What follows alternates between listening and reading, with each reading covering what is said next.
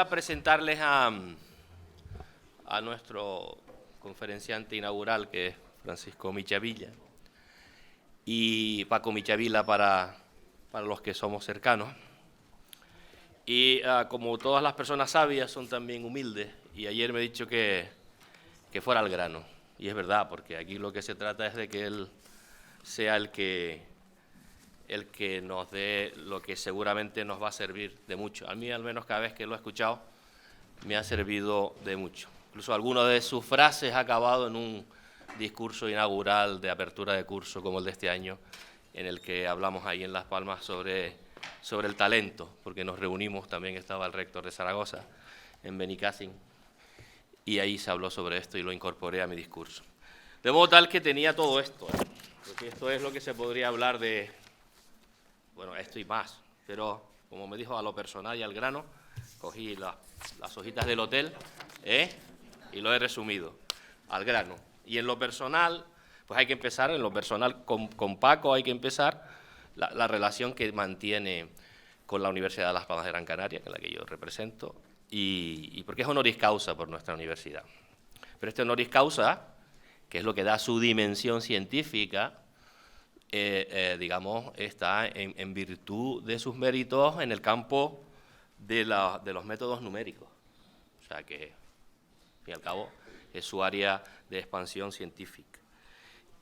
Al punto de que algo debe haber hecho bien, o muy bien, para dejar en nuestra universidad un instituto y mucha gente en las escuelas de ingeniería trabajando con métodos numéricos aplicados a la ingeniería en uno de los institutos nuestros más competitivos, diría yo, si no el más, que exporta ahora conocimiento incluso hacia Latinoamérica con desarrollos matemáticos, de mallado y unas cosas extraordinariamente complejas para este que les habla, que se dedica, sin embargo, a la fisiología de los vegetales marinos, que también es bonito. No desmerece. Lo que pasa es que no me dio la oportunidad de haber sido discípulo de aquí de este señor. Pero bueno, no se puede tener todo en la vida. Luego ya tiene otra vertiente, tiene otra dimensión, que es lo que yo creo que vamos a poder aprovechar bien el día de hoy aquí, y como les venía yo adelantando, he venido yo aprovechando en estos últimos años, ¿no? Ha sido director, ya la ha dejado la cátedra UNESCO, de política universitaria de la Universidad Politécnica.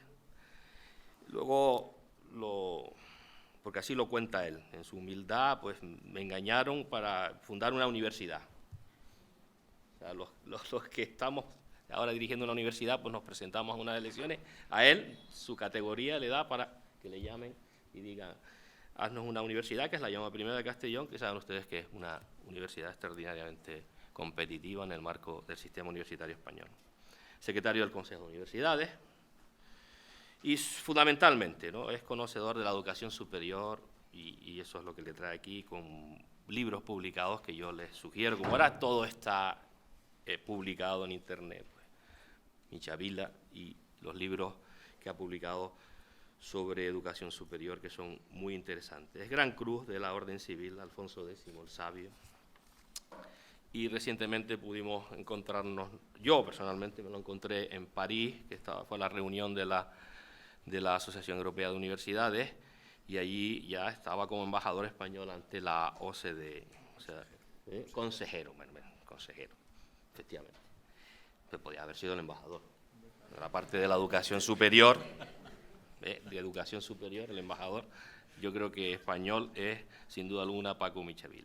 Es, por tanto, gran conocedor de la realidad de la educación superior, del ayer y del presente, y sobre todo del futuro. Así que yo les pido máxima concentración, seguramente no hará falta que haga este reclamo, y no pierdan ningún detalle de su conferencia Talento y Talante para un campus innovador. ¿Verdad, Paco? Pues nada, yo me callo y que hable aquí el profesor. Buenos días, queridos amigos. Es un placer estar aquí una vez más, y quiero hacer algún comentario previo a levantarme, y hablaré de pie porque me siento más cómodo y va con mi forma de ser. Bueno, quería hacer un comentario, pero voy a hacer un precomentario a raíz de algo que he oído. En este tiempo donde la primera noticia que se da le gana, como hoy en la cadena SER, la primicia al señor Trump, al señor Johnson o a otras especies de malvivir, pues que es la sequía y que no llueve. Y eso lo estaba escuchando antes las intervenciones, que ha habido ideas muy interesantes en las intervenciones, han sido breves pero con contenido, y me traía a la memoria unos versos de un poeta valenciano bien conocido como cantante, Raimón, que hace poco, cuando se produjo toda la inundación de las comarcas del sur de Alicante y de Murcia, en particular el desastre de Oriola, pues la cadena SER acabó uno de los programas de Hora 25 con una canción de él que decía, bueno, lo digo en castellano, en mi país la lluvia no sabe llover, o llueve poco o llueve demasiado. Si llueve poco es la sequía y si llueve demasiado es la catástrofe. Dice, ¿quién llevará a la lluvia a la escuela para que le enseñen a llover? Pues en cierta manera esto que hoy aquí se presenta en una edición, la novena, Ángel, ¿no? ¿Qué? Quinta. Bueno, yo es que son tan buenas que multiplico por 2. Entonces, pues es de lluvia fina, es lo que quería decir. Esto tiene un gran valor porque no es una inauguración de un congreso a bombo y platillo, queda todo muy lucido, los canapés son buenos, de aquí son muy pobres seguro, y cosas de estas, sino que va calando y va extendiéndose por las universidades, y estáis de muchas universidades aquí. Hay personas de esta universidad, de la Politécnica, pero hay de muchas otras, mayoría de otras universidades.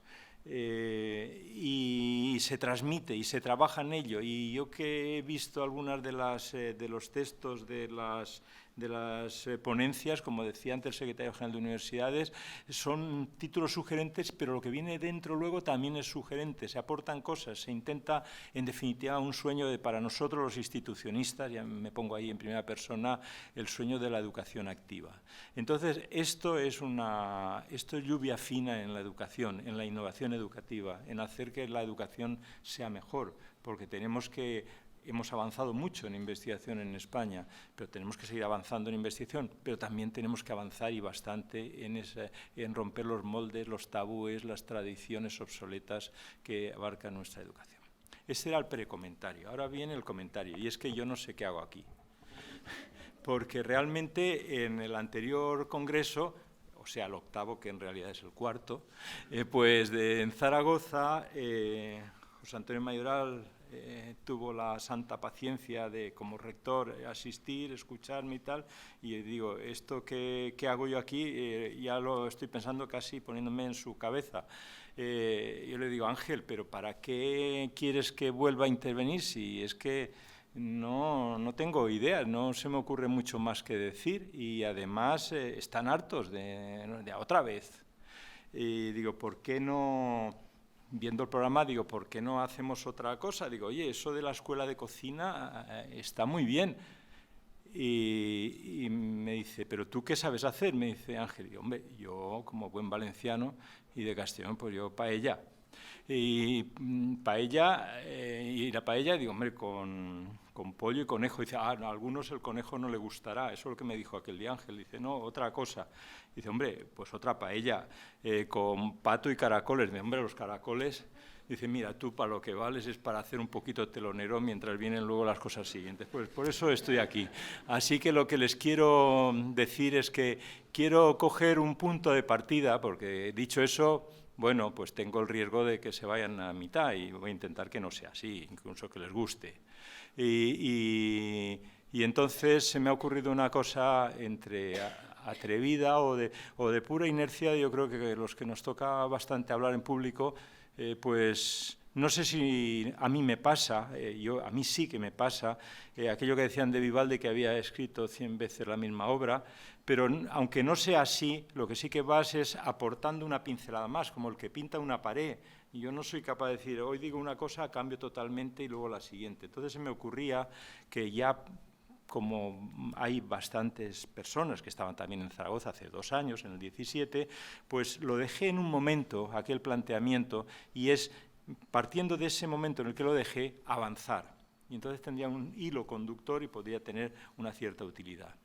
Y bueno, ya voy a empezar, y lo único es que, al menos ya que no voy a estar en la cocina y no me voy a poder poner el delantal, lo que sí que os pido es que me pueda quitar la chaqueta para estar ahí más cómodo mientras hablo. Muy bien, espero que esto funcione. Está Pilar, y si no funciona diremos: Pilar, ¿qué pasa? Arriba. Bien, funciona. Cierro este.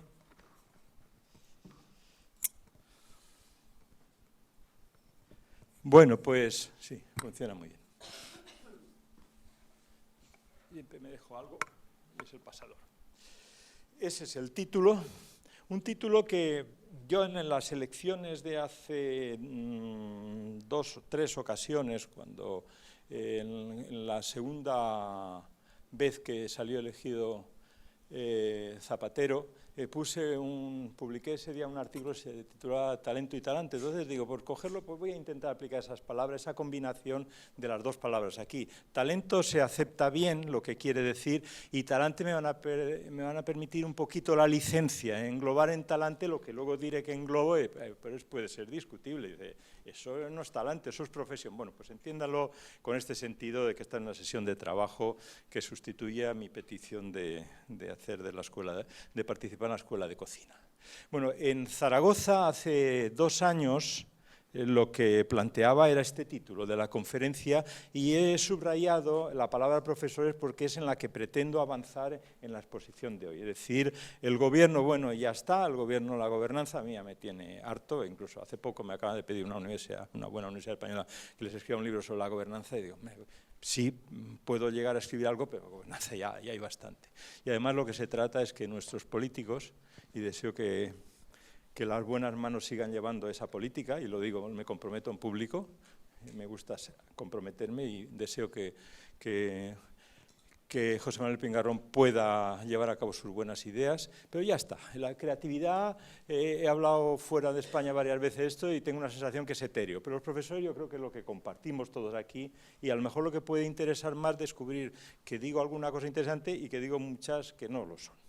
Y entonces, pero ese era el título de allí, en Zaragoza. Voy a situar esto muy rápido, no voy a volver a hacer aquello. Y hablaba de, bueno, buscar la excelencia, lugar común, que siempre se dice, y ya centrándose en la formación, pues favorece la creatividad, claro, pero la formación de capital humano, que es uno de los grandes avances que ha tenido nuestro país para dar respuesta al progreso, que ha sido extraordinario en estos 40 años, ha sido porque hemos tenido un capital humano formado en nuestras universidades, que a veces no hemos sido capaces de defender este trabajo colectivo,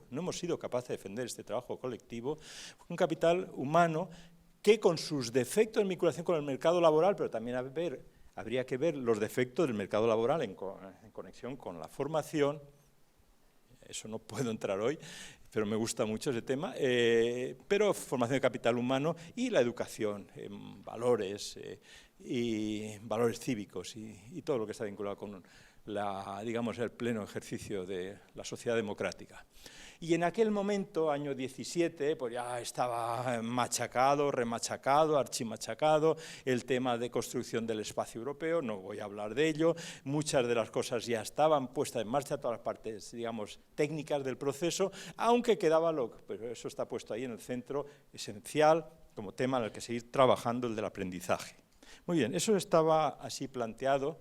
Y en aquel momento, el año 17, en Zaragoza, yo hablaba de características del buen profesor, de una forma, de cierta manera, voluntarista, por las nuevas metodologías educativas, trabajo en equipo, creatividad y conocimiento interdisciplinarios, subrayando la idea de la interdisciplinaridad como clave esencial de la excelencia del futuro en la educación, por supuesto en la investigación también, claro, pero en la educación, en cuanto a las cosas anteriores, Se han hecho bastantes estudios de cómo está el tema de metodologías y quizá entre lo que es importante es conocer qué opinan los estudiantes de esto, y metodología siempre está a la cola de lo que está de bien a mal, lo que está más cerca de mal que de bien. Es decir, nuestras metodologías aún siguen siendo más metodologías del pasado que del futuro.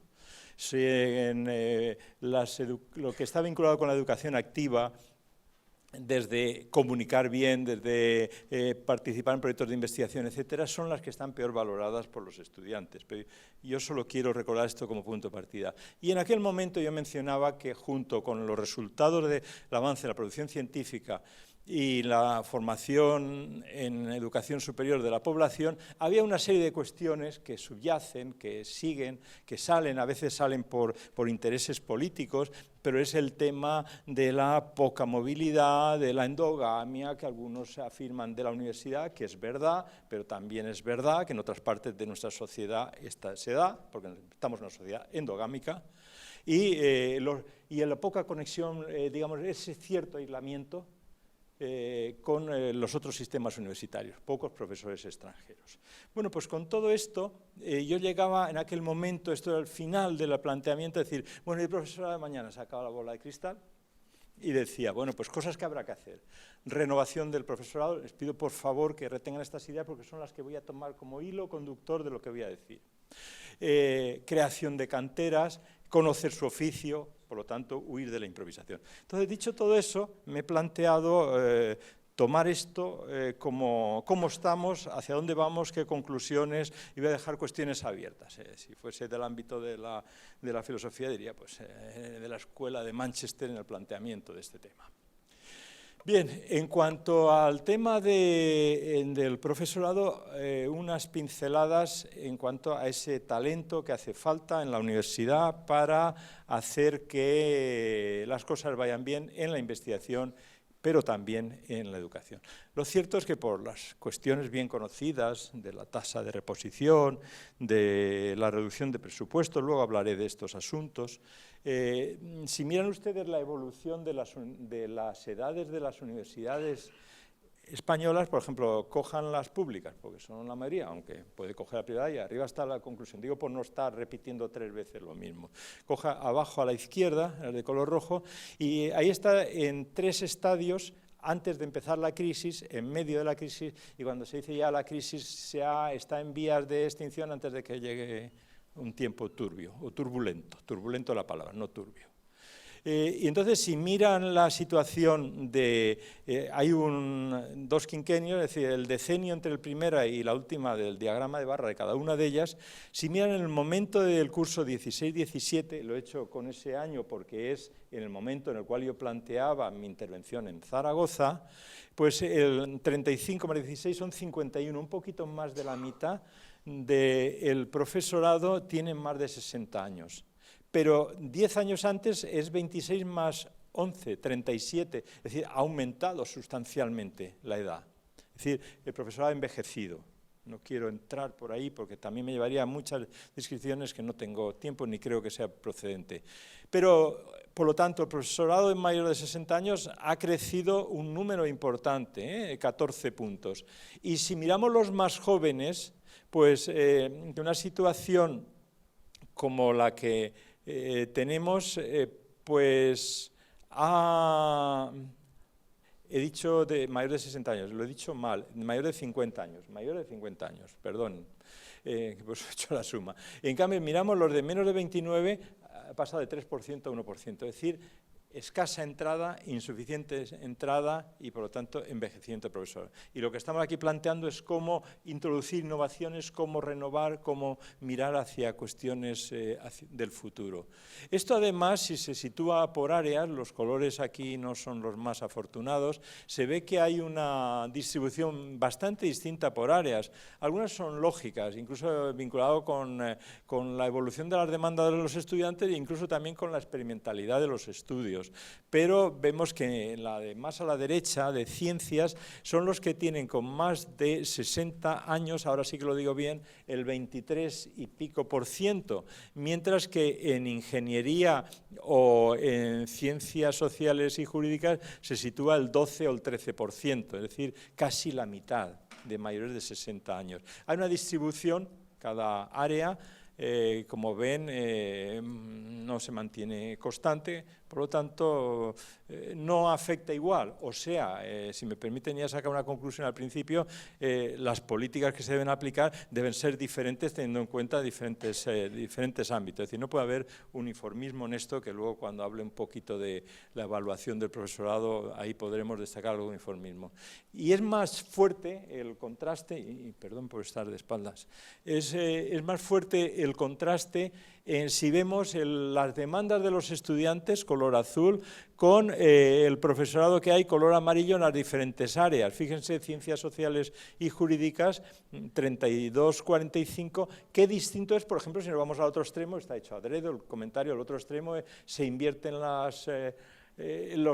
las dos barras, ¿cuál es la mayor? En ciencias 23 frente a 6%. Y si cogemos las ratios de profesor-estudiante, hay una gran dispersión. Insisto que está el tema de la experimentalidad de los estudios, que esto atempera todo esto, pero hay una gran dispersión desde el rombo ese de color verde de 20,4 en ciencias sociales y jurídicas o 15 en ingeniería, pues en ciencias llega a un 4%. Por lo tanto, profesorado que ha ido envejeciendo, el valor medio y con una distribución por áreas bastante desigual. No me atrevo a decir muy, pero sí bastante desigual. El tema de género, pues es bien conocido, solo no quería dejar de ponerlo, donde se produce la situación la diferencia entre hombres y mujeres se ve en catedráticos de universidad, donde la diferencia es mayor. Las mujeres llegan más tarde a las posiciones en la universidad y eso hace que las edades en las cuales se concentra el número mayor sea menor que en los que había en el otro ámbito. Muy bien, esto en primer lugar. Y los recursos, tenemos el capital humano, aunque luego voy a volver sobre él. Los recursos. Bueno, pues los recursos, he cogido una cifra pues, de una publicación del año 17, podíamos hablar, bueno, el secretario general nos daría enseguida datos mucho mejores, pero la situación de España está ahí, más o menos, con evoluciones distintas de unos países a la derecha y a la izquierda. Luego voy a hacer unas comparaciones internacionales donde todo esto entrará en mucha más profundidad, pero que no somos, en definitiva, uno de los países más, ni por renta per cápita nos corresponde, pero sí un esfuerzo mayor en educación debiéramos de haber hecho y se debiera de pensar en el futuro. Porque esto se ve muy bien durante el periodo de la crisis y esto hay que, no quiero ser agresivo, pero denunciarlo. Es cómo los países en nuestro entorno y los países OCDE han tomado posiciones totalmente distintas frente a la crisis que se sufrió hace un decenio aproximadamente. Son datos OCDE, como digo, y entonces mientras España, cuando se produce el momento culminante de la crisis, empieza la reducción de los presupuestos, y bien lo han sufrido los rectores que están aquí, y el propio José Manuel está en un equipo rectoral, que lo ha sufrido también, y muchos otros que están aquí, o directores de escuela, o los profesores, que también son los que más lo sufren.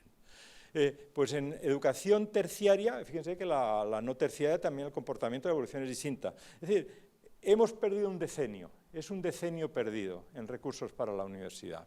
Nos situamos en 2015 igual que en 2005, más o menos, más o menos. No quiero, lo estoy haciendo adrede, no bombardearles con muchas cifras, con decimales ni nada de eso. Mientras que en la OCDE la OCDE están las dos de en medio de las que suben, la terciaria, que es el color rojo o marrón, no lo veo muy bien desde aquí, se mantiene porque es una decisión política de los países que para combatir la crisis hace falta conocimiento, hace falta formación y es la forma de dar una respuesta y salir de una posición más favorable. En la Unión Europea, bueno, pues tenemos ahí lo que siempre tenemos desde la ampliación de la Europa de los 15 en adelante.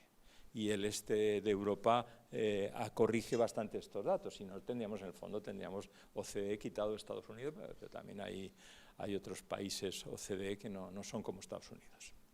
Por lo tanto, aquí es una situación que nos encontramos, si recordamos la pantalla anterior, en una posición de las menos de las barras que he escogido. No lo he hecho muy tendencioso, un poquito sí, pero no muy tendencioso. Muy a la derecha, solo Portugal, pero Portugal está llevando a cabo unas políticas muy interesantes, por lo menos ha llevado desde el año 2007, cuando empezaron con las fundaciones. Además, aquí, durante este tiempo, otros han aumentado la diferencia con respecto al caso nuestro. Bien, otros datos respecto a recursos, recursos financieros, recursos económicos, recursos humanos. Mira, aquí tenemos una historia que arranca, y yo me atrevería a decir que de la segunda mitad de los 80, bastante favorable a nuestro país, en el sentido de que en España la ratio estudiantes-profesores está muy bien. Está muy bien, estamos en una situación buena. Esto, claro, habría que desglosarlo por áreas. Acuérdense aquellos rombos de color verde o como le llaman, diamantes. Pero nuestra situación es buena, es razonablemente buena. Luego entraremos en por qué digo razonablemente buena. En cambio, en otra componente, porque los recursos humanos somos los profesores y son el personal no docente de las universidades. Aquí siempre se ha dicho, es un lugar común, yo me acuerdo mucho en Estados Unidos de este tema, que siempre era cuando la ratio personal de apoyo dividido por profesores era mayor, era más calidad del sistema educativo o de las instituciones. Bueno, pues aquí nos encontramos en una situación que España está recuadrado para que se vea que estamos por debajo de 1, es decir, de 1,1. Deberíamos de estar, según ese criterio, 2,1, o al menos en muchos sitios se acepta 1,51, pero aquí estamos debajo de 1. Que lo compartimos con otros países, esa situación, países especialmente de Europa. Bueno, esto, por lo tanto, es los recursos humanos. Los recursos humanos. ¿Y qué pasa con la carrera del profesorado? Bueno, pues en España este tiempo ha sido el tiempo de la extensión de los procesos de acreditación, casi 2 decenios en el tema, y la acreditación, desde luego, lo que no se puede negar es que ha permitido garantizar mínimos. Es decir, tiene muchos defectos. Yo soy crítico con gestiones que se han hecho del tema, en unos momentos más, otros menos, pero muy burocratizado el tema, pero lo que sí que ha permitido es garantizar mínimos sacándolos fuera de la proximidad donde se toma la decisión de adjudicar la plaza. Y al mismo tiempo permite, si se quiere utilizar, una autonomía suficiente. Pero hay 2 defectos graves que lastran totalmente el sistema. Hay varios, pero yo quiero resaltar estos. Uno es el que el sistema de acreditación tiene unos criterios muy poco flexibles y los perfiles profesionales son muy homogéneos. Y además la experiencia es muy de cerrar los muros de la universidad a lo que pasa afuera. Es decir, la experiencia profesional es poco valorada. Aquí es donde yo creo que se debían de hacer asuntos diferentes. Estamos ahora con el tema del sexenio transferencia como un asunto que puede ir en esa línea que, bueno, algunos que estabais en Benicassim, yo hablé del sexenio transferencia en este sentido. Bueno, entonces, lo que sí que hay es una jungla de figuras de profesores, una voluntad, me consta, de combatir esa jungla de figuras de profesores, pero tenemos una jungla. ¿Qué pasa en otros países? He escogido algunos pues, para que sean significativos de un país, para mí el mejor sistema universitario europeo, que es el de los Países Bajos, otro país nórdico y otro país que presume mucho de su parte, digamos, de tecnificación de la administración y todo esto, un país pequeño donde se pueden hacer cambios. Y esto lo voy a ir haciendo a partir de ahora en los planteamientos siguientes para comparar. Y entonces vemos que hay pues eso, hasta 4 etapas o 3 etapas, incluso los Países Bajos se podía simplificar en 3 etapas, pero no una jungla, ¿eh? Es decir, este es otro asunto. Yo creo que en la acreditación hay que incorporar otros criterios adicionales y también en la carrera docente hay que tener en cuenta formas más sencillas de llegar al final de la carrera, que es de profesor o profesor. ¿Y eso qué significa? Porque una cuestión que se oye a menudo es el tema de que haya varios itinerarios, pero no que una persona, nosotros, estemos un tiempo donde empiezas, te dedicas mucho a la investigación, luego ya a lo mejor, sobre todo si eres de matemáticas, ya se te ha pasado tu tiempo y luego te dedicas a otra cosa más docente, es decir, diferentes estadios en esa carrera de una persona, no, sino que pueda haber diferentes itinerarios. Y entonces, ¿cómo lo podríamos decir? ¿Puede haber diferentes opciones óptimas para tomar el criterio los responsables políticos, los responsables académicos, es decir, yo en mi institución o yo en mi sistema universitario quiero que haya 2 o 3 itinerarios distintos, no de una persona que etapas en un solo itinerario? ¿Dónde encontrar el equilibrio adecuado? Evidentemente la gran mayoría, y yo creo en esa opción, es de un único itinerario. Pero esto no es necesariamente así en todos sitios. Es decir, por ejemplo, en Noruega se utiliza, es cierto que es en los University College, no en la universidad, digamos, científica, la de producción científica fundamental, sino que está más orientada hacia la docencia, utilizan itinerarios. Y también, evidentemente, hay universidades, pero que no son de las que están mejor clasificadas, norteamericanas, que tienen varios itinerarios. Pero esa es una cuestión que también habría que debatirla. Yo, mi opinión es que debe haber solo una, pero habría que debatirla como cuestiones abiertas. Ya digo, yo quiero plantear hoy cuestiones aquí. Por lo tanto, tenemos la carrera de profesorado, tenemos los recursos, recursos que habrá que redistribuir los que lleguen nuevos, ahora hablaré de eso.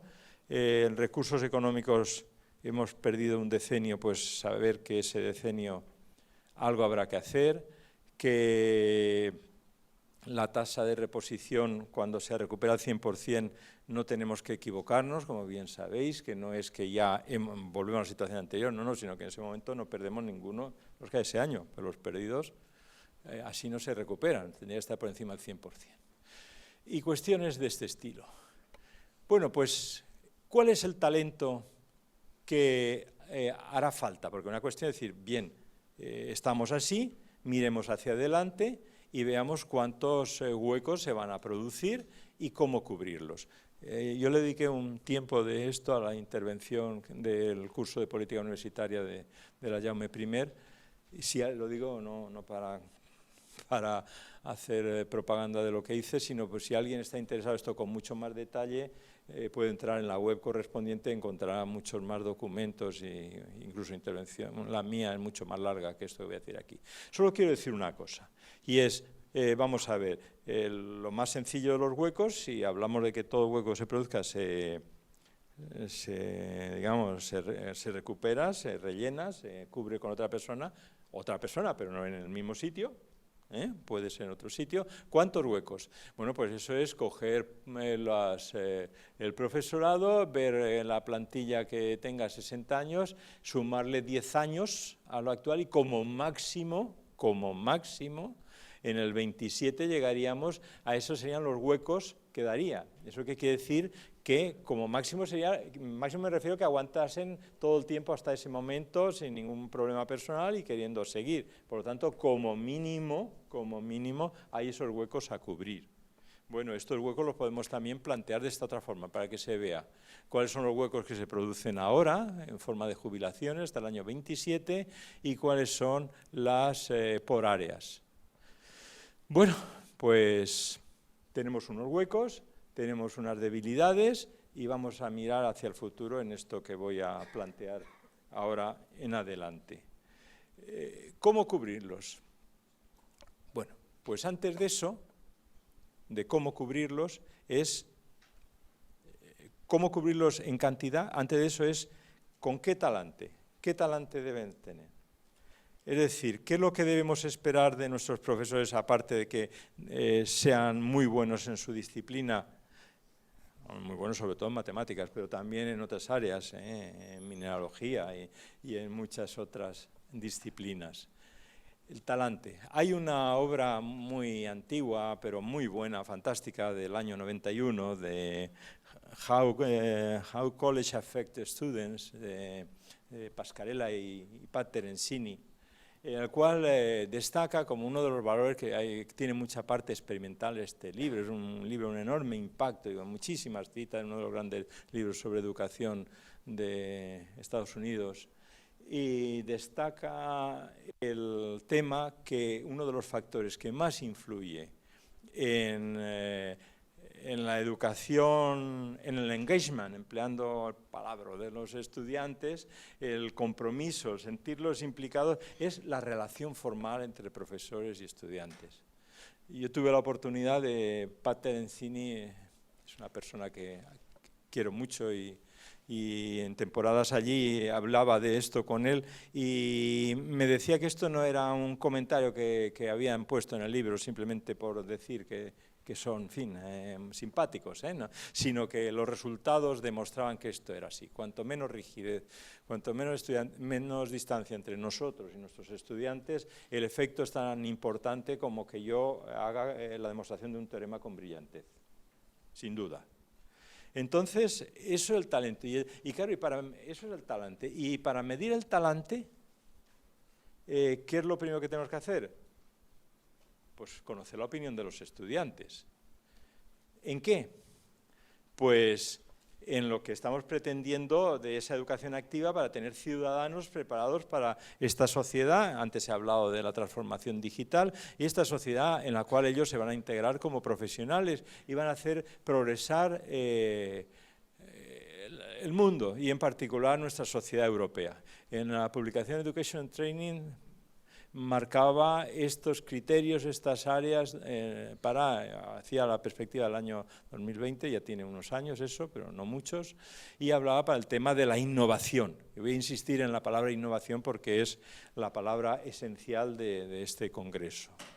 Y evidentemente innovación está vinculado con las otras cosas que pone ahí, en particular ciudadanía activa.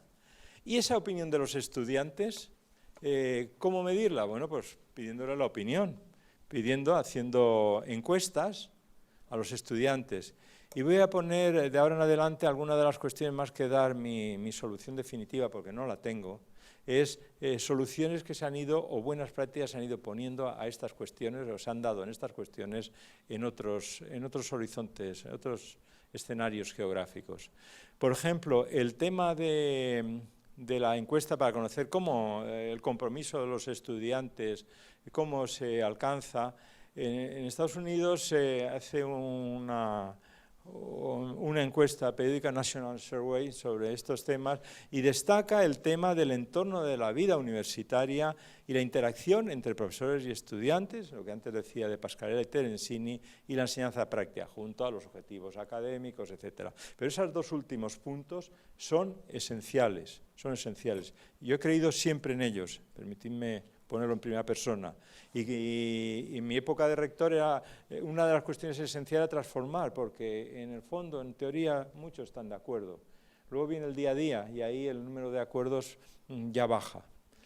Pero el tema es, vale, esto es una encuesta de Estados Unidos, pero en otros sitios, pues en Australia también, digamos, de cultura sajona, claro, pero entre los indicadores de calidad del aprendizaje, de la enseñanza y del aprendizaje, también el apoyo a los estudiantes, en el que acabo de mencionar, y el desarrollo de los estudiantes en cuanto a su talento y habilidades, figura entre esos 5 indicadores que se establecen en Australia para la encuesta de Quality Indicators for Learning and Teaching. Por lo tanto, ya no solo la calidad global de la experiencia educativa, cuidar los detalles de la buena organización del proceso educativo, la calidad del profesorado, del talento, el profesorado, etcétera, sino también estas cuestiones de proximidad, de interacción entre profesores y estudiantes. Bueno, y además de esto, ¿qué prácticas o qué buenas prácticas se pueden plantear para la mejora del aprendizaje? Bueno, pues también voy a citar aquí 3 países, coincidente alguno con los anteriores, y uno es los Países Bajos. Se está estimulando desde hace unos años, bueno, de siempre, pero ahora hay insistencia en particular de Talent Brief 2017, en el que se incitan a las instituciones de educación superior a que cada vez la evaluación docente tenga un peso mayor, junto a la de investigación, pero también la docente tenga un peso mayor en la promoción del profesorado. Ahora hablaremos de cuál es la evaluación docente que ellos consideran. Y el programa Comenius lo que hace es establece fondos competitivos para que se desarrollen proyectos de innovación y asimismo, gracias a ese planteamiento, se fortalezca la evaluación docente en la promoción profesional. O sea, darle más peso a la evaluación docente, pero al mismo tiempo más rigor, más, si me permiten la palabra, más seriedad. No sé si es demasiado atrevida, pero eso. En Noruega aparecen unos conceptos que en otros países aparecen y que van a seguir apareciendo en cosas que voy a decir a continuación, que es el que los procesos de mentorización y las evaluaciones por pares tengan un papel más determinante en las evaluaciones docentes. Nosotros estamos acostumbrados, luego volveré aquí a un proceso acumulativo de justificantes como argumentos para pedir promociones o para optar a promociones. O sea, léase que recoger el papelito que Ángel Fidalgo habrá preparado hoy para remendar en todos los asistentes. A mí también me ha dado uno.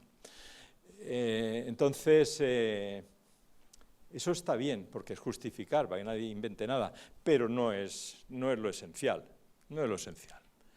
Es el dilema siempre de distinguir entre el fondo y la forma. Y también en Noruega se establecen fondos competitivos para financiar portfolios dedicados al tema de innovación, junto con competencias. Y en Australia, por ejemplo, incorporan la integración de actividades profesionales en la enseñanza, como criterios, otro de los criterios importantes para medir la enseñanza. Por lo tanto, aparecen aquí mentorización, aparece portfolios, aparece que los profesores dejen de trabajar aislados y que empiecen a trabajar conjuntamente. Bueno, esto en España no es nuevo. Lo que es nuevo, lo que no es que es nuevo, es que aún no es la aceptación de llevar a cabo esto. Miren, yo me acuerdo hace muchos años, un poquito después de acabar la prehistoria, cuando yo estaba en el Consejo de Universidades, con María Antonia García Benao, le dije, mira, María Antonia, hay una cosa, y yo insisto en mis cosas a veces demasiado, le digo, tenemos que por lo menos evaluarlo, trabajar con el estudio de equipos docentes, no con solo profesores y medir profesores, sino el equipo como significa como el reparto de papeles, es decir, no es lo mismo tener cerca técnicos en las disciplinas experimentales, técnicos de laboratorio que no tenerlos, cuántos, no es lo mismo en humanidades el tema de los bibliotecarios, no lo mismo los expertos que apoyan, que tienen una carrera profesional, eso se da mucho en los Países Bajos, pero que no son los profesores, que no van a llegar al planteamiento de ser profesores. Y entonces estuvimos evaluando y se hizo una propuesta en aquel momento de cómo puede ser una transformación de los recursos humanos mediante el desarrollo de equipos docentes, mediante un proyecto piloto. Bueno, pues yo creo que se quedó ahí. Bien, entonces dicho esto, respecto al talante, recupero la idea de cómo captar el talento y cómo hacer que evolucione. Entonces, pues la primera opción es talento que tenemos nosotros en nuestro sistema universitario, de más senior a más jovencitos, es decir, hasta los estudiantes que están en los últimos años y que les gusta mucho eso de la docencia o la investigación, o que han estado ayudando en un proyecto de investigación y dice, esto me gustaría a mí dedicarme a esto, o que les gusta la innovación, es decir, aplicaciones tecnológicas de la investigación, lo que se quiera. Bueno, pues entonces nos lleva a la retención del talento interno. La promoción de profesorado, pasando de contratados a titulares, pasando de titulares a catedráticos. Recuerdo lo que decía antes, con soluciones distintas por áreas y por disciplinas. Y también, aquí quiero insistir, lo ponía como uno de los subrayados cuando decía el profesorado de mañana, el desarrollo de canteras. Esto parece muy fácil, y en teoría es muy fácil, pero se hace muy poco. Yo apenas conozco ninguna experiencia en universidades españolas que tengan de forma sistemática un sistema de formación de futuros profesores. No ya los profesores jovencitos que guiarlos, eso sería mentorización, podemos llamarlo así, sino el que tiene la vocación, bueno, a ver cómo se le introduce, incluso que se le introduzca en el conocimiento de la vocación, porque a lo mejor se pone a trabajar y dice, uy, no, quiero, pues antes de que se estrelle, que lo sepa. Entonces, ¿cómo desarrollar esas canteras? A veces me planteo que si esto podría ser, porque claro, las canteras de profesores, y de verdad van a ser profesores, tendrán que hacer una tesis doctoral, tendrán que hacer una formación vinculada con las escuelas de doctorado. Si esta podría ser una tarea de las escuelas de doctorado, por lo menos en un nivel ya seleccionado, no masificado. A lo mejor el masificado podría estar a un nivel más bajo, más de toda la institución o de los departamentos, y en cambio el otro podía estar ahí. Es un tema totalmente virgen en mi opinión, más allá de alguna experiencia concreta. Y esto, claro, hay que vincularlo con la participación en redes internacionales de esas universidades, porque alguien tiene vocación, oye, pues tienes vocación, mira, pues ayudas en un tema de investigación, no sé qué, y luego enviarlo a otro sitio para que vean cómo se hacen las cosas, es decir, movilidad internacional de estos jóvenes, eso es importante. Bien, decía antes que nosotros tenemos la tendencia aquí en nuestro sistema a acumular papeles como consecuencia de tener interés por la innovación educativa o cuestiones de estas, y que la medición de la calidad de la enseñanza o calidad docente hay que hacer con una cosa más acorde con las tendencias internacionales.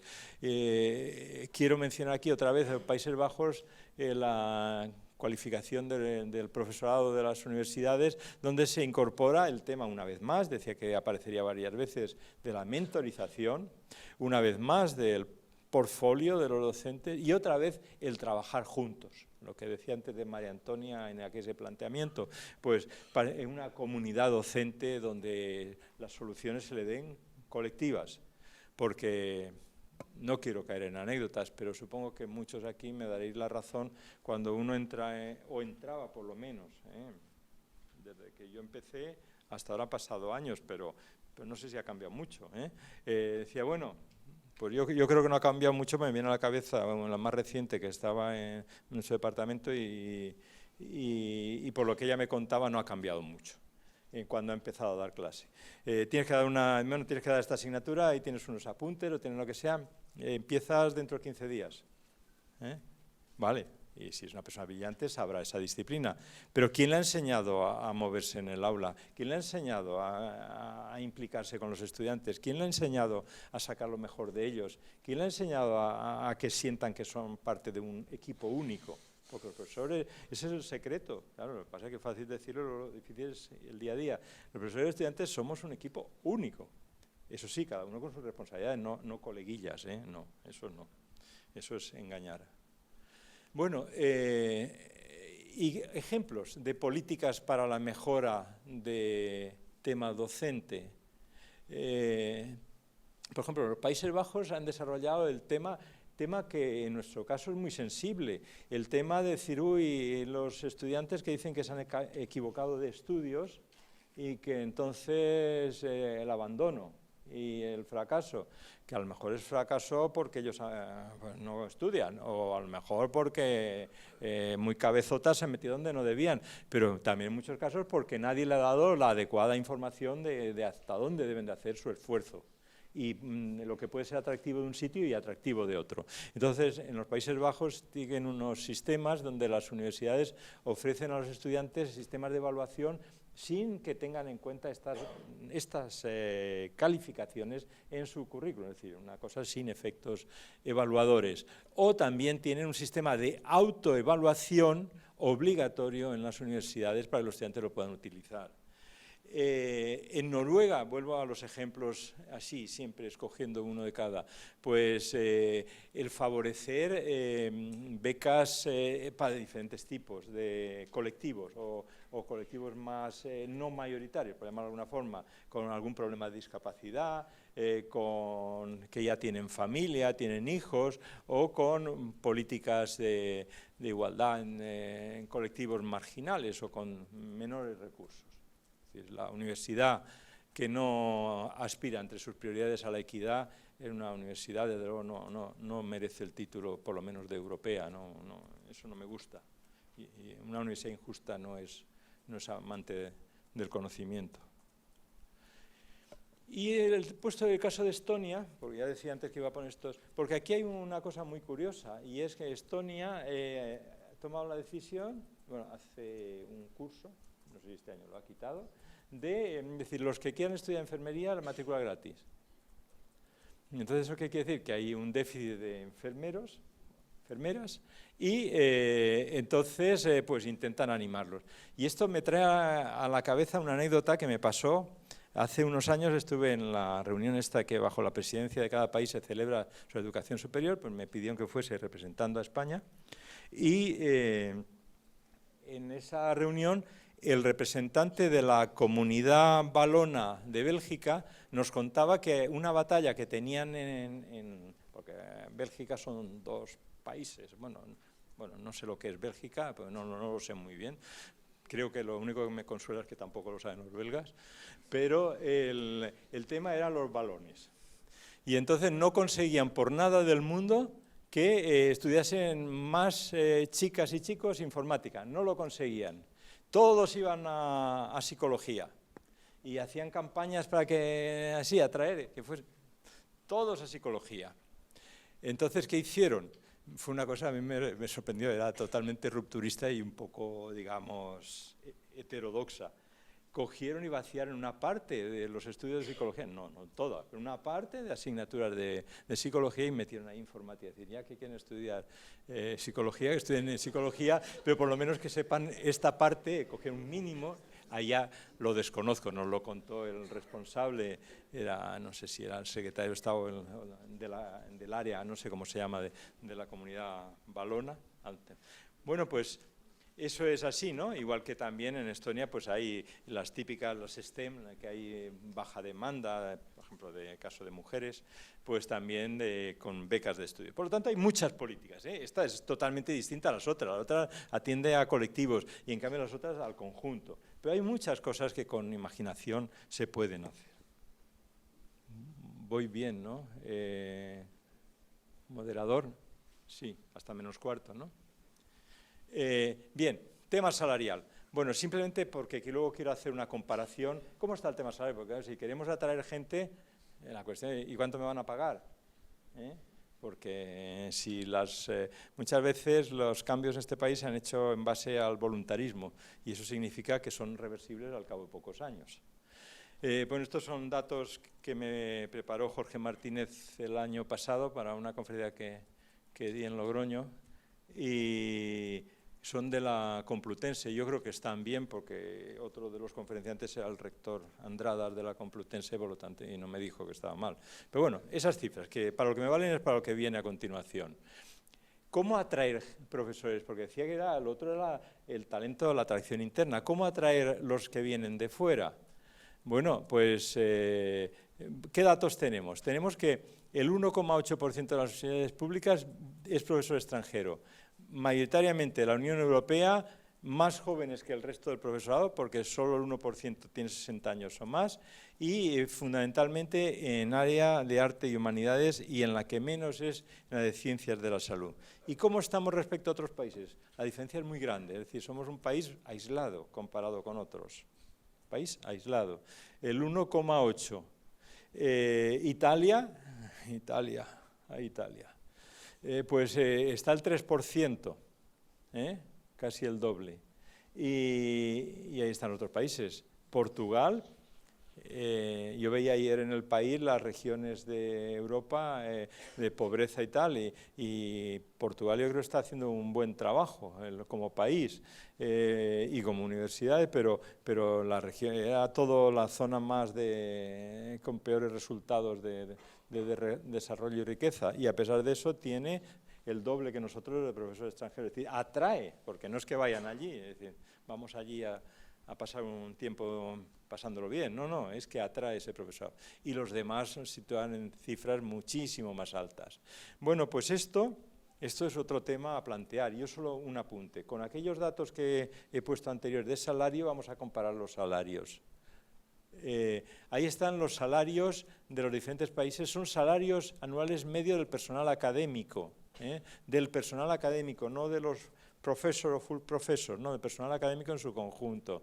Y con que yo creo que sí se ve, un aspa, es que desde aquí el lateral lo veo muy mal, la de los full professor, la barra azul es el valor medio y full professor por encima. ¿Cómo están nuestros datos en este que corresponde al año 16, ¿no? Al año 16. Pues aquí están las cifras correspondientes a catedrático de universidad y titulares de universidad. Es decir, si aceptamos que un buen instrumento de comparación podría ser el de titular de universidad, fijémonos que lo poco competitivo que es, salvo en algunos casos. Por lo tanto, ahí también hay que actuar para atraer talento externo. Muy bien, pues voy a la parte final, que quiero sacar conclusiones sobre el talento, sobre los resultados, cómo está todo este asunto, a raíz de la reflexión, como lo dejé abierto hace 2 años y con esto de trabajo.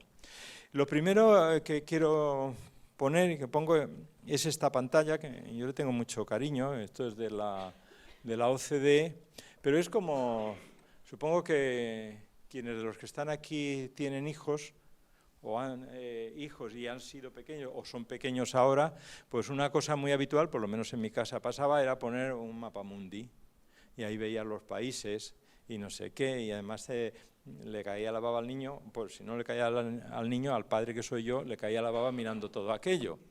Pues esto también tiene un valor que se lo recomiendo, esto en publicación de OCDE, pero bueno, esto estará a disposición de todos ustedes y lo quieren se pueden sacar, lo que pasa que el copyright no es mío, es de OCDE, pero muy interesante. Miren lo siguiente, con 2 ejes. En el eje de abscisas es la colaboración internacional, y en el eje de... Estoy hablando de talento, y en el eje de vertical, en el eje de ordenadas, es el impacto de las citas, es decir, el impacto que tienen las publicaciones. Bueno, pues ahí nos encontramos datos que ahora ya, me acuerdo que me ha dicho Pilar que esto era apretando aquí, sí, voy a utilizar el puntero para poderme explicar mejor. ¿Cómo están los países del mundo ahí reflejados? Pues están reflejados con un círculo donde el área es el total de publicaciones. Más tamaño, más publican. Más pequeño, menos publican. Valor absoluto, no normalizado por el número de habitantes, que sería otro dato que lo cambiaría sustancialmente. Aquí está Estados Unidos, aquí está Turquía, aquí está España, aquí está Francia, aquí está Suiza, Confederación Helvética, aquí están los Países Bajos y dentro está Dinamarca, una casualidad, Alemania, etcétera. Bueno, si nos fijamos, el cuadrante bueno es este, el primer cuadrante, porque es mayor publicaciones internacionales y mayor impacto de las publicaciones. Y el peor es este, menor y menor. Muy bien, vamos a ver quiénes son los que están mejor. Los que están mejor son en el ámbito del impacto de las publicaciones, los países se sitúan, hay que coger el centro del círculo, los Países Bajos o Suiza, que tiene un 50%, 1,5 la media de las publicaciones mundiales, es decir, tienen 50% de valor más en cuanto a lo que eso representa para la comunidad científica. Y en el tema de, porque estoy estoy en este cuadrante, en el tema de colaboración internacional, pues aquí, fíjense que la media es 20, no lo veo, 28. Entonces, en 34 se sitúa los Países Bajos. 34% de sus publicaciones tienen colaboración, están escritas con investigadores de otros países. El 41% la Confederación Helvética. Eso tiene una relación muy interesante con lo siguiente. Si se coge el 10% de los artículos más citados, entre ese 10% aparece el 15% de los artículos publicados por Suiza y el 14% de los Países Bajos. De España es el 10% y de Francia es 11%. Hay cosas que a uno le producen una cierta satisfacción de nuestro país, y es que hace unos años, yo cuando me fui a estudiar a París, la diferencia era abismal con Francia, que yo era la civilización y nosotros era el subdesarrollo. Ahora Francia está mejor que España, pero está un poco mejor. Luego veré otra y se verá un poco mejor, por lo tanto hemos recuperado. Perdón, me he equivocado. A ver, vaya, sí que se han ido. Ahora, es que le he dado, ahí está. Pero de eso, aquí está Francia, aquí está España. Bueno, esto es un mapa de dónde está en cada sistema universitario el talento que tiene. Otro dato importante es el talento, porque está el talento de dentro y el talento que viene de fuera. Entonces nosotros tenemos de fuera los que llegan, nuevos, o los que se han ido fuera, esto lo hemos vivido de una forma dramática en este país con el tema de la crisis, y el retorno. Y luego están los que salen, y luego están los que no se mueven. Por cierto, son la mayoría, 80 y tantos %. Bueno, pues si nos fijamos en cuáles son los que tienen un mayor impacto, no me acuerdo, aquí, mayor impacto, si nos fijamos en el caso de la Confederación Helvética, caso de Estados Unidos, caso de Alemania, caso de Suecia, los que más publican el impacto científico son los que llegan nuevos. Los que salen del país son los que más publican, los que salen, es decir, llamémosle los que se van fuera y más publican, quiere decir que se van los mejores, por decirlo así, ¿no? Eso es muy, en fin, muy poco riguroso decirlo así, pero sí. Y tenemos el caso de España, el caso de Portugal, el caso de Grecia, pero también el caso de los Países Bajos. Ahí está vinculado con una política específica de Países Bajos de movilidad. Pero lo curioso de Estados Unidos, y lo dejo para que lo piensen o lo interpreten, es que los que salen de Estados Unidos son los que menos contribuciones científicas producen. Es decir, hay un drenaje a diferencia de los demás países. Los de color negro son los que del retorno se sitúan siempre en una segunda posición. Y los que se sitúan en la parte más de abajo, de color azul círculo, son los que no salen. Bueno, voy a acabar, que si no me van a pegar. En cuanto a las colaboraciones internacionales, colaboraciones con empresas, esa es la situación de las universidades españolas con las empresas de un cierto tamaño, que al menos de 10 trabajadores, creo recordar que 10 o 15 trabajadores de empresa. La situación de España está pues en un 10 y tantos % en este dato de OCDE.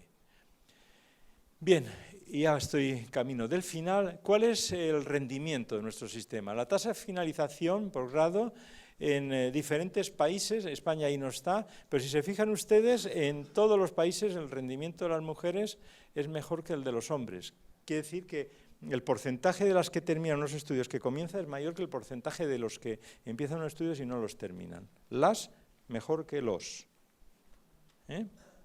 Vale. Que aprendan algunos.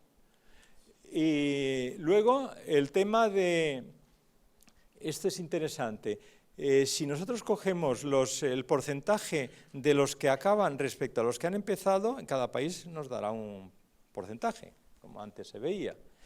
Y si lo cogemos por áreas, algo muy interesante será dividir el porcentaje de los que terminan respecto a los que acaban en un área dividido por el total.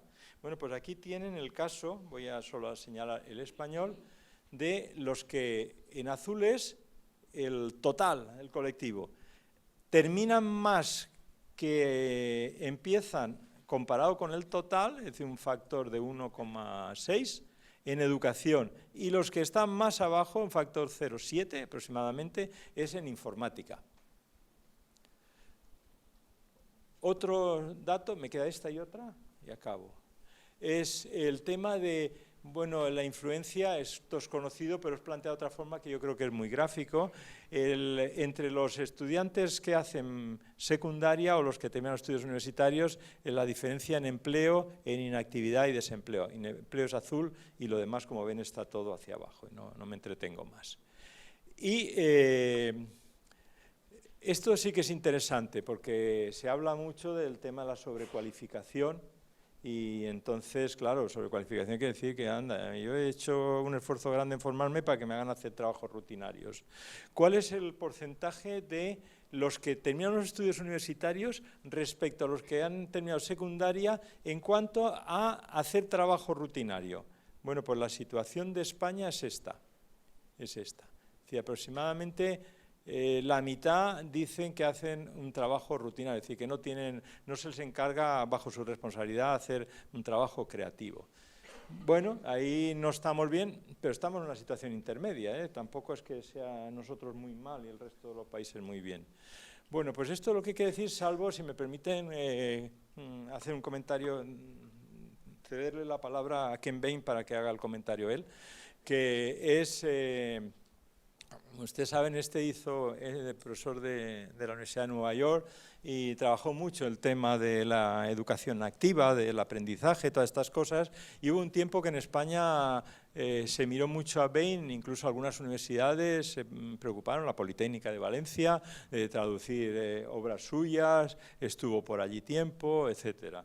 Y entonces la idea de Bain, que por eso quería acudir a su docta palabra para terminar, la idea de Bain es que, bueno, la primera parte estamos de acuerdo, que los estudiantes, que los profesores no tenemos que aspirar solo a que hagan bien los exámenes, sino, y ahí es donde quiero subrayar, producir una influencia duradera e importante a lo largo de la vida en su forma de pensar, de afrontar los problemas.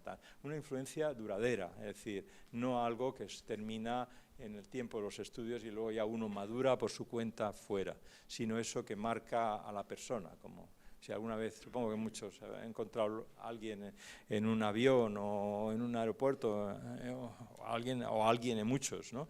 Y te dicen, ay, hay que ver, no sé qué, aquello me valió mucho, ¿eh? Por cierto, si vale como comentario, una de las cosas que me han dicho que más le ha valido en la vida es el haber aprendido elementos finitos y trabajar la modelización de problemas con elementos finitos. Así que el que no sepa elementos finitos de aquí, por favor, al acabar el congreso, váyanse corriendo a estudiar elementos finitos. Y muchas gracias.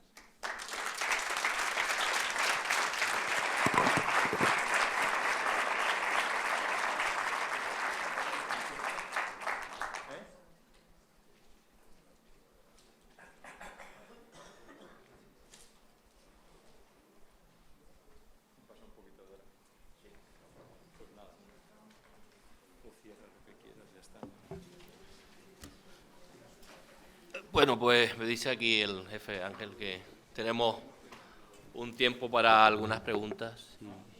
¿Sí?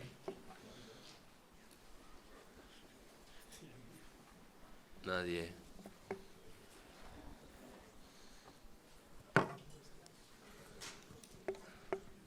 Ahí. Pues Antonio, por favor, hay que animarse, sí. Muchas gracias. Como siempre, que te escucho, aprendo mucho. A ver, ¿por qué crees que España es contracíclica? Contracíclica. Ahora que tenemos tasa de reposición, no tenemos gente que se quiera quedar porque los sueldos de entrada son bajos y la estabilización a largo plazo. Y sin embargo, cuando podemos tener gente, es decir, que podría apostar porque la empresa privada no tira tanto, lo que hacemos es poner tasa de reposición. Es justo lo que hace. Porque España es siempre procíclica y no contracíclica con lo nuestro, que es como hacen los demás. ¿Tú qué razón encuentras a eso? Sentido común no me parece, pero algo pasará. Bueno, es una buena pregunta y a lo mejor a tu lado tienes una mejor contestación que la mía. Bueno, voy a, para no eludir y decir que el secretario general te daría una mejor contestación. Bueno, forma en cierta, y tampoco quiero caer en el tópico, pero empezaré por un tópico, forma en cierta manera parte de nuestros planteamientos como sociedad, que ha llegado muchas cosas tarde. Bueno, todos los países europeos tuvieron una revolución a la cual aquí aún no ha llegado, es decir, en esto aún estamos más tiempo, ¿no? Siempre se dice que el problema, la diferencia de España es que no tuvo una revolución francesa. Entonces, ya restringiéndonos al tema universitario, hemos vivido durante unos años la amargura de ver que gente muy brillante aquí no tenía forma de quedarse y se tenía que ir a otro sitio. Y se han ido ahí y ahí han triunfado, no todos, pero la mayoría. Han triunfado los que se han ido como investigadores, y yo tengo la experiencia aquí, que está el director de la escuela, que está impulsando y reimpulsando ahora el acuerdo con la Escuela de Minas de París, que es una gran escuela de minas, siempre ha tenido algún personaje, algún premio Nobel en su claustro, y siempre no, casi siempre. Y entonces, cuando empezamos a enviar nuestros estudiantes allí, a mí se me ocurrió el hacer, con el subdirector de estudios que tenía, Pedro Ramírez Oyanguren, hacer un seguimiento de notas para comparar, no la nota exacta, sino en qué porcentaje estaban los estudiantes. Y nuestros estudiantes, que estaban, había una diferencia de lengua, pero a pesar de eso, nuestros estudiantes que habían en una posición, allí estaban en una posición igual. Es decir, que no eran inferiores. Nuestros estudiantes en una gran école como Mines de París. Entonces, nuestros estudiantes demostraban que nuestras capacidades y lo que sale de nuestras universidades es absolutamente homologable con otros países. Si a eso le sumamos que el tema de los sueldos que nos deja una posición desfavorable a la hora de atraerlos, pues tenemos bastantes cosas en contra. Yo creo que hay que animar a estas personas con inversiones en equipamiento, en los laboratorios, etcétera, y hacerles creer un proyecto como país, pero como proyecto de un país, mejor dicho, como un proyecto como región europea. Entonces, que es estar en Europa. Y sé que no te estoy contestando a lo que me estás diciendo, pero la situación contracíclica, pues me gustaría poderte contestar dentro de 10 años. El secretario general de la universidad se va porque seguro que le tocaba a él. Bueno. Que le iba a preguntar que qué haría él si fuera secretario general de universidad. ¿No entiendes? Ha habido una gran persona, Yo también me sumo y me comprometo que debería seguir para acabar lo que, ¿verdad? Lo que nos ha contado en alguna canción Segundo el Pingarrón, debería seguir. Pero en fin, que esto ya son opiniones. ¿Alguna cosa? Y aquí. Bueno, buenos días, muchas gracias. Soy Javier Triado, de la Universidad de Barcelona. Muchas gracias por las palabras, las ideas.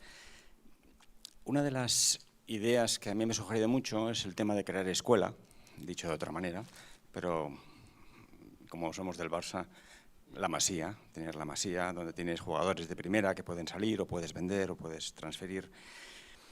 Y otra cosa que ha salido es el tema de salir al extranjero, abrir nuevos horizontes. Cuando sales, vives en un contexto distinto. Normalmente vinculado a proyectos, a formas de cultura distintas, vas con los oídos, la cabeza muy abierta para aprender, y eso a veces cuando vuelves aquí no te pasa. No te pasa porque estás en lo mismo, tienes muchas pegas burocráticas en la universidad, casi vemos más los inconvenientes o la forma de hacer tradicional. También aquí es part-time, fuera es full-time. O sea, los estudiantes vienen siempre, están en un college. Es una cultura distinta, hay un marco cultural distinto.